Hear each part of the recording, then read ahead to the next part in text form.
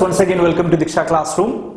This is the second part of the video discussing previous question from 2019 December 3rd Forenoon Shift. In this video, we'll be discussing 5 topics from the question paper. There are mathematical reasoning and aptitude, logical reasoning, data interpretation, people development and environment, and finally higher education system.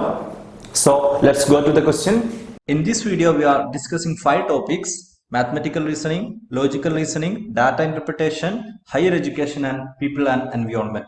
So first we are going to the topic mathematical reasoning and aptitude.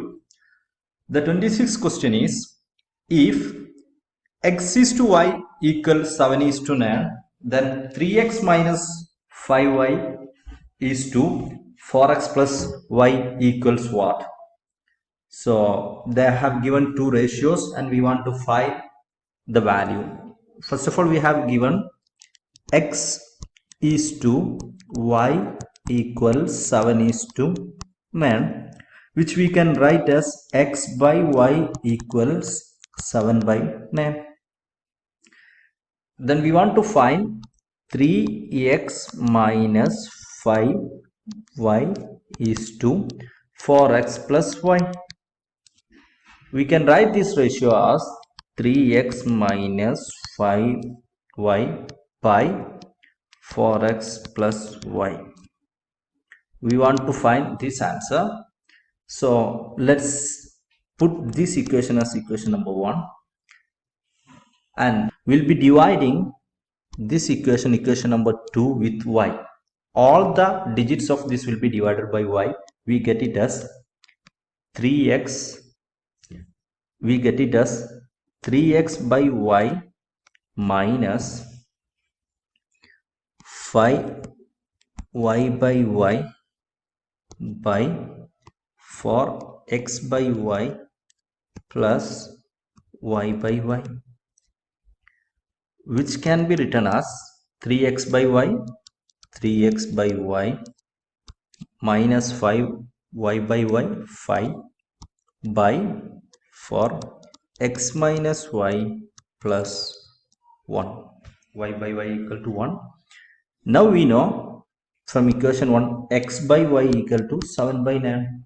So in all this x by y, we will be substituting the value 7 by 9. So we get it as 3 into 7 by 9 minus 5 by 4 into 7 by 9 plus 1 equals answer that we want to find. When we calculate this one, we get the answer as minus 24 by 37, which will be the answer, option A. So what we have done, first of all, they have given x is to y equal to 7 is to 9. We written it as x by y equals 7 by 9. Then they have given 3x minus 5y is to 4x plus y. We wrote it as 3x minus 5 by 4x plus y. Then the crucial step, we divided all digits by y. So we get this way. Then when after getting this one, we substitute the value of x by y from this equation 1, that is 7 by 9. When we solve it, we get the answer as minus 24 by minus 37. So the answer is A, minus 24 by 37. So we are moving to next question. A is the father of B and C is sister of A. D is grandson of C. Question is, how is D related to B? So as to solve this question, we have to draw the family tree. So given A is the father of B, so we can say A is the father of B. Since A is male, we'll be putting it as a symbol of male will be put along with A. Then C is sister of A. C is the sister of A. C, female, sister of A. D is grandson of C. D is grandson of C. D is grandson, again son, grandson of C. How is D related to B? Question is, what is the relation between D to B? We know D is the grandson of C. C is the sister of B's father. So the answer will be nephew will be the correct answer. The relation of what is the relation of D to B? D will be the nephew of B as asked in the question. It's clear, easy question from the family tree. Nephew is the correct answer. Next question is, which one is the wrong number in the given series? They have given 3, 13, 43, 53, 63 and 83. It's a easy question. The relation between all these numbers except one is that they are prime numbers. I hope you know what a prime number is. Prime numbers are those numbers which can't be divided by any other numbers other than 1 and the number itself. So we know the prime numbers are 2, 3, 5, 7, 11, 13, 17, 19, etc. Here 3 is a prime number, 13 is a prime number, 43 is a prime number, 53 is a prime number, 63 is not a prime number because it's divisible by 3. 83 is also a prime number. So we have the answer as 63 since it's not the prime numbers. So the answer is C, 63. Moving to next question, question number 29. A sum of money with compound interest becomes rupees 2400 in 1 year and rupees 3000 in 2 years. Find out the principal amount. We have to find the principal amount. We know the equation to find compound interest is A equals P into 1 plus R by 100 all raised to N, where A is the total amount, P is the principal amount, R is the rate of interest and N is time. So let's put these two cases in equation. The first case, it becomes rupees 2400 in 1 year. So we can say 2400 is equal to P, we don't know, R also we don't know, 1 plus R by 100 all raised to 1, which is same as P into 1 plus R by 100. Then the second case become 3000 in 2 years. Then the second case become 3000 in 2 years. So we can write 3000 equals P into 1 plus R by 100 all raised to 2. So let this be equation 1 and this be equation 2. Then we divide equation 1 by equation 2. We get 2400 by 3000 equals P into 1 plus R by 100 by P into 1 plus R by 100 all square. So this P and this P get cancelled. Then this all and this one get cancelled, from which you get 4 by 5 equals 1 by 1 plus R by 100. From this you get R equals 25. So we have got the rate of interest as 25 and we'll be substituting this rate of interest in equation number 1. We get 2400 equals P into 1 plus 25 by 100. When we solve this one, we get P equals 1920. We will be solving the equation 2400 is equal to P into 1 plus 25 by 100. We get P equals 1920. So the answer is D, 1920. Easy one. First of all, we use the equation amount equal to P into 1 plus R by 100. From first case, we get 2400 is equal to P into 1 plus R by 100. Second case, 3000 equal to P into 1 plus R by 100 all square. So we divided 1 by 2. We get the Rate of interest was 25. We substituted this rate of interest in the equation number 1 and we get P as 1920. So moving to last question from mathematical reasoning. Question is, if HPU equals nan, JNU equals nan, then DU equal to what? So it's a bit confusing question and some students have spent a lot of time in finding the answer. It's mainly because both HPU and JNU equals nan. So it seems that there is not much relation with regards to letters. The one of the logic from which we can say that HPU equal to nan is that in HPU there are 3 letters. So 3 square you get nan. In JNU also you have 3 letters. 3 square you get nan. In DU, you have 2 letters.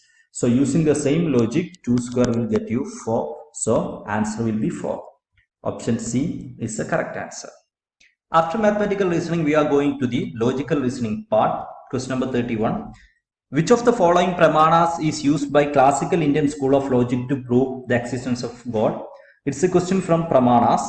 So we have different types of pramanas. The option adapati, upamana, perception or pratyaksha and anumana.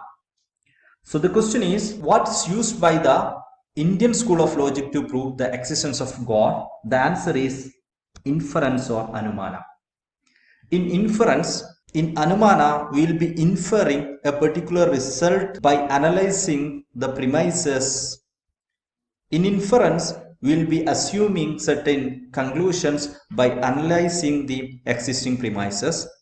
So with regards to God, this school of logic proves the existence of God by studying various things that we believe has been created by the God, or the various system present around us which has been believed to be created by the God. So since from all these evidences we try to infer the existence of God, the answer will be inference or anumana. Next we are moving to question number 32. Again from the pramana, the term Yogaja pertains to which of the following pramanas? Again they have given perception or pratyaksha pramana, inference or anumana pramana, then verbal testimony or shabda pramana, and comparison or upamana pramana. It's also a direct question from the Indian logic. The intuitive, mystic, and immediate perception of all objects of the past, present, and in the future through the power of yogic meditation is known as Yogaja. So Yogaja is a power of yogic meditation. Also, the term Yogaja or intuitive pertains to perception. Perception is pratyaksha pramana. So you get the answer as perception. Remember, the intuitive, mystic and immediate perception of all objects of the past, present and future through yoga or yogic meditation is known as Yogaja, and Yogaja pertains to perception. So the answer will be perception or pratyaksha pramana is the correct answer. Once again, it's a question from pramana. I know pramana will be a bit confusing for you because it's entirely a new topic and we haven't studied much about it in our college or school times.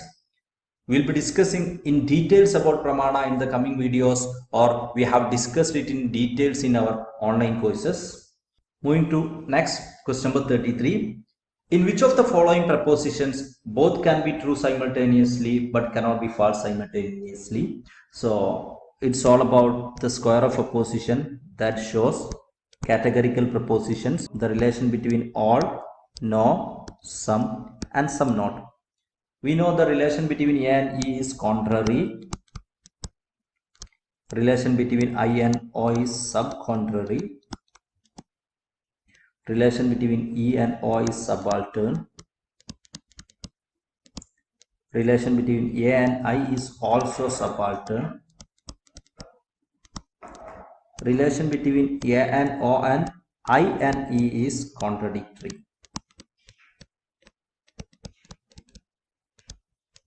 Contradictory. We also know that in contrary, both can be false, both cannot be true. So in contrary, both can be false and both cannot be true. The question is both can be true, both cannot be false. So it's not contrary. Then we have sub-contrary. Sub-contrary, we have the opposite of contrary, that is both cannot be false, both can be true. So we have sub-contrary as both cannot be false and both can be true. The question is both cannot be false and both can be true. So you have sub-contrary as the correct answer. Similarly, in contradictory we have both cannot be true and both cannot be false. In subaltern, exact opposite of contradictory, both can be false and both can be true. So here the question is about cannot be false and can be true. You have the sub-contrary as the correct answer. Option C is correct. Moving to next question, question number 34. All tigers are animals is an example of which type of preposition? So first of all, we want to see what are the types of preposition. Basically, there are 4 types of preposition. You have universal, affirmative, first one. Then you have universal, negative. Then you have particular, affirmative. Then you have particular, negative.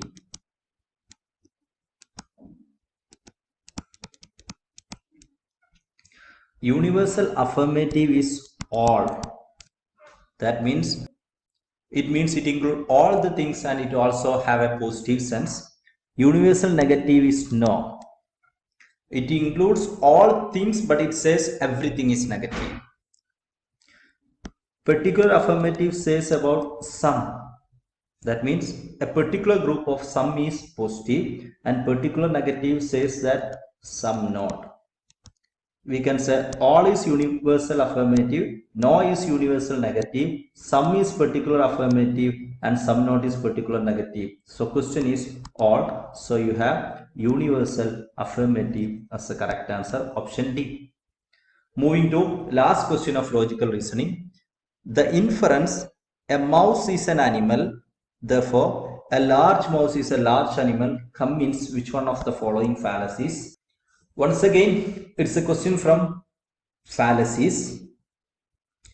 The answer is, the options are straw man, slipper slope, equivocation, fallacy of composition. There are different type of fallacies. We will be discussing those in our online courses.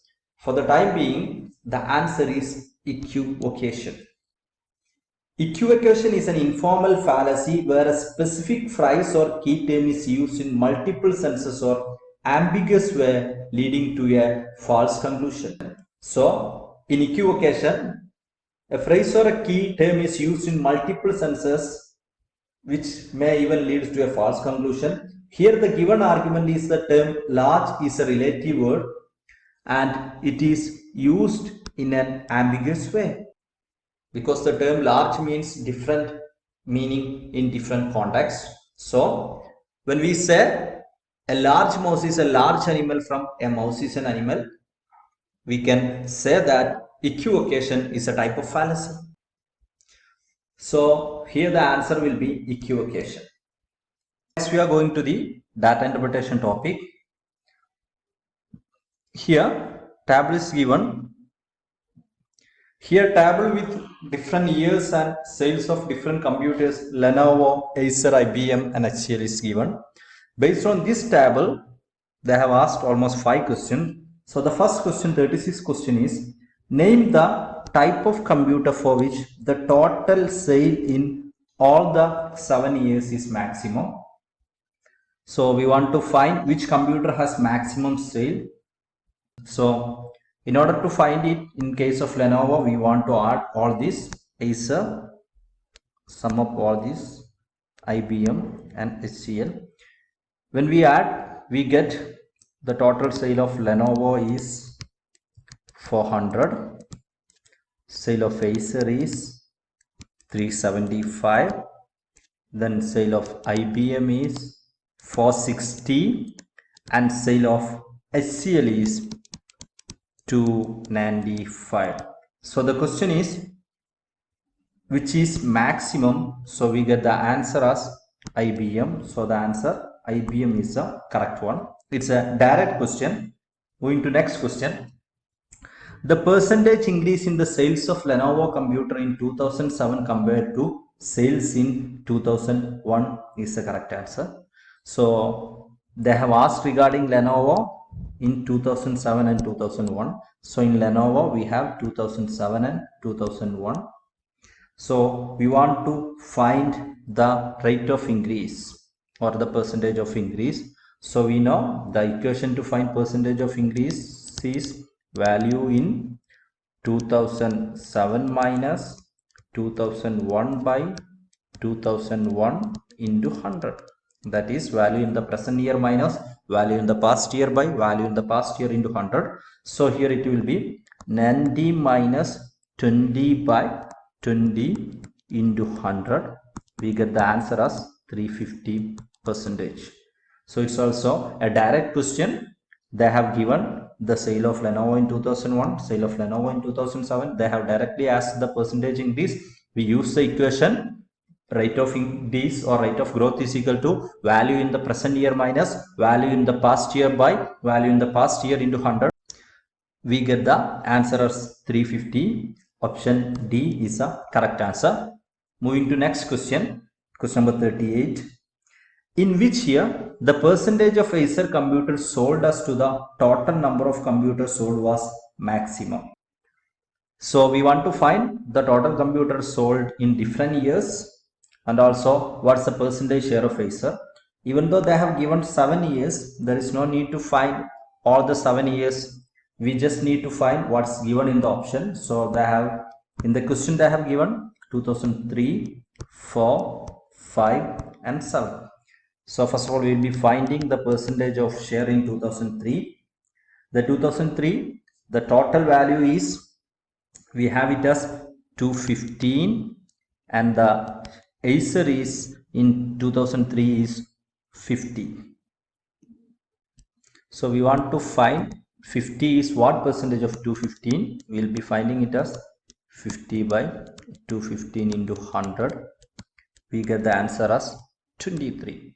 So in 2003 the share of Acer is 23. Then coming to 2004, Acer is 70 and total is 2005. The percentage when we find in the same way as above, we get it as 34.14. Moving to third one, 2005, we have the total as 250 and Acer is 85. So we want to find 85 is what percentage of 250? We will get it as 34. And finally, we have 2007. In 2007, we have the total value is 260 and Acer's value is 60. So we want to find 60 is what percentage of 260? We get the answer as 23. So we have 23 percentage, 34.14 percentage, 34 percentage and 23 percentage. The question is maximum. So we have here 2004 as a correct answer. So 2004 is the correct answer. So the 39th question is name the type or brand of computer whose sale has decreased continuously over the years 2001 to 2007. So we want to find whether the computer has increased or decreased in different years. So when it comes to Lenovo, in the first 2 years itself we can see an increase. When it comes to Acer, there is a decrease in the first 2 years, then there is an increase. When it comes to IBM, there is an increase in the first 2 years, So when it comes to HCl, we can see there is a gradual decrease in every years. So the question is, whose sale has decreased continuously? So HCl sale has decreased continuously. So we have the answer HCl as the correct one. Moving to last question from data interpretation. The difference in the number of Acer computers sold in 2002 and 2005 is Acer in 2002 is we have 25,000. It's given in the beginning. In year 2005 we have 85. So when we minus 85 minus 25, we get it as 60. Since the values are given in 1000, 60,000 is the correct answer. Option D is the correct answer. So that's all about the question from data interpretation. It's a bit simple comparing to other shifts. So next we are going to discuss question from the topic people, development and environment. So question number 41 is, the share of which of the following sources of energy in electricity generation in India at present is the least? It's a question regarding the share of electricity from different sources. We know thermal, solar, wind, hydro, nuclear, etc. are different sources of energy. So as to know which is the least, we want to know the share from individual sources. So it's clear from this particular data or this particular pie diagram, which shows that the major share belongs to thermal energy. Very important, that has been asked before. The major share of all this one belongs to thermal energy, which is almost 79.28%. Then the second we have hydro, then we have wind, then we have nuclear, then solar, etc. Here the option first thermal, we have it as 79. Then we have solar and wind together gives almost 5. Hydro almost 9. Then nuclear nearly 3. So you have nuclear as the correct answer. So this pie diagram you should study. They usually ask a lot of questions with regards to this pie diagram. Previously they have asked about which source have the largest share. When it comes to largest share, we have the thermal as the correct answer. Moving to next question, question number 42. A green building uses minimum amount of energy, generates waste, consumes a lot of water, conserves natural resources, creates space for healthy living. The question is, choose the correct statement from the options given below. So they have asked the question regarding a green building. So we should know what a green building is. Green building is a practice of making structures and using processes that are environmentally responsible and resource efficient. So we'll try to make a building construction as environment friendly throughout its building process. Environment friendly methods will be used during design, construction, operation, maintenance, renovation, also deconstruction. So they have said about different qualities of a green building. We can see one by one. A green building uses minimum amount of energy. There's a correct one because it's an environment friendly one. Then generates waste is not the correct option because the main aim of green building is to become eco-friendly. So generate waste is not an option. Then consumes a lot of water is also not an option. Then conserve natural resources is correct. Then create space for healthy living, it's also correct. So we have option 1, 4 and 5 as the correct answer. It can be seen in the option B. So we have option B as the correct answer. That's the question number 42. Then moving to next question, question number 43. Question is, biosphere reserves are, they have asked a question about biosphere reserves and they have given 4 characters. Area comprising terrestrial, marine and coastal ecosystems monitored by national governments. Areas where threatened animals and plants are kept in their habitat. Wildlife sanctuaries. So we have to choose the correct statements. I think you know what biosphere reserves are. Basically, there are 3 types of conservation effects. Normally we say national parks, wildlife sanctuaries and biosphere reserves. Biosphere reserves is an ecosystem with plants and animals of unusual scientific and natural interest.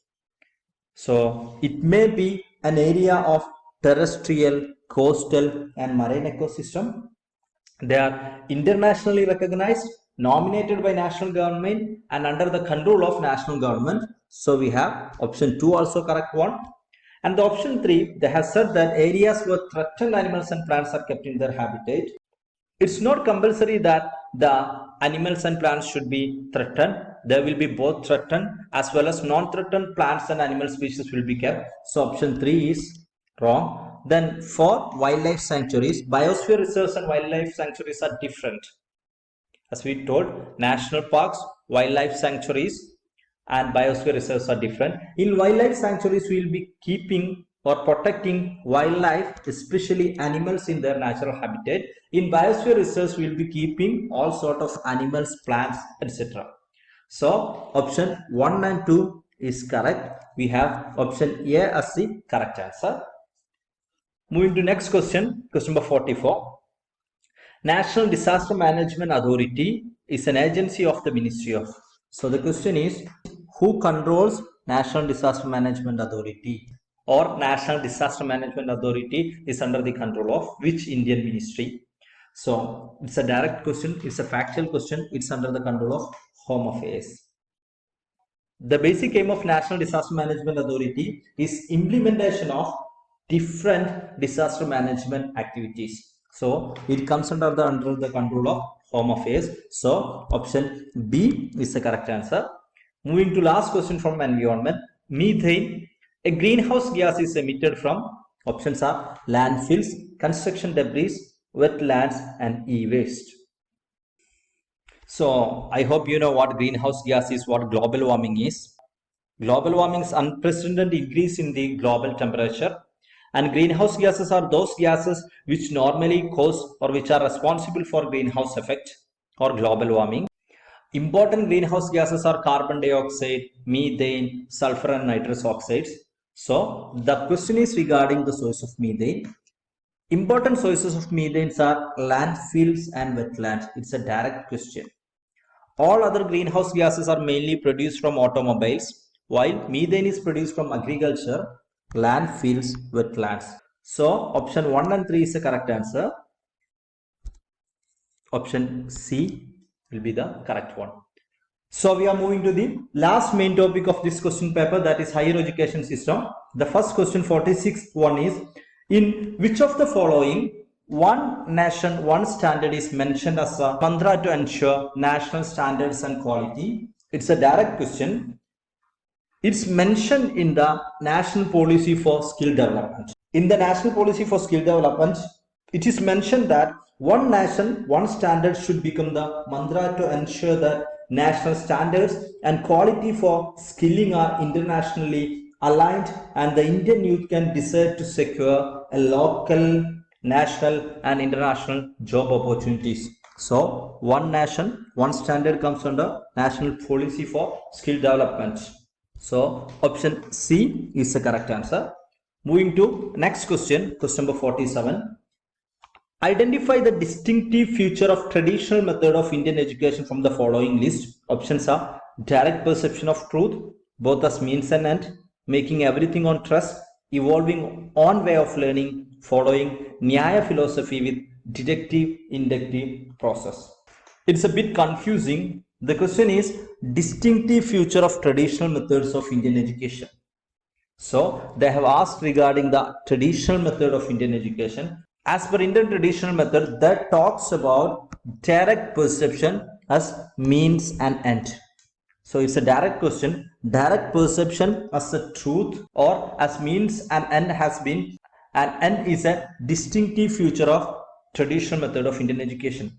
Making everything on trust, evolving on way of learning, following Nyaya philosophy can be said as a part of Indian systems of education, or the distinctive feature can be said as the direct perception of truth, both as a means and end. So that's question number 47. Option A is the correct answer. Moving to question number 48. So the question is, identify values specially related to organizational ethos from the list given below. I hope you know organizational ethos is a code of conduct and principles that guide the behavior of the employees and the management in an organization. So we want to find which among the following can be said as a part of organizational ethos.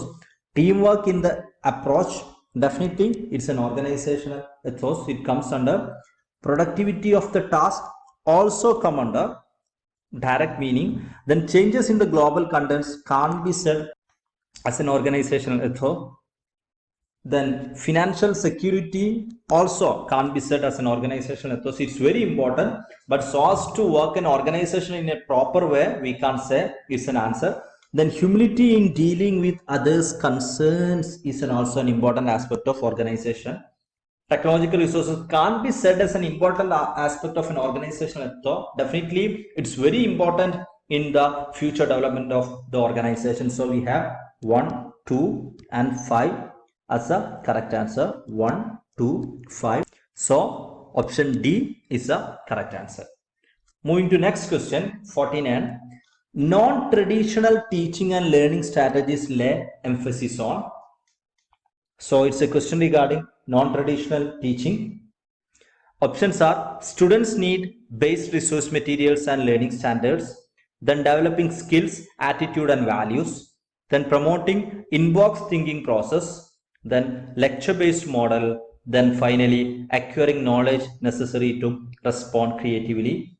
We want to choose answer from the given option. So I hope you know that non-traditional teaching focuses on high-level learning outcomes. So high-level learning outcomes is important in non-traditional teaching method. So for that, it lay emphasis on students need based resource materials and learning standards.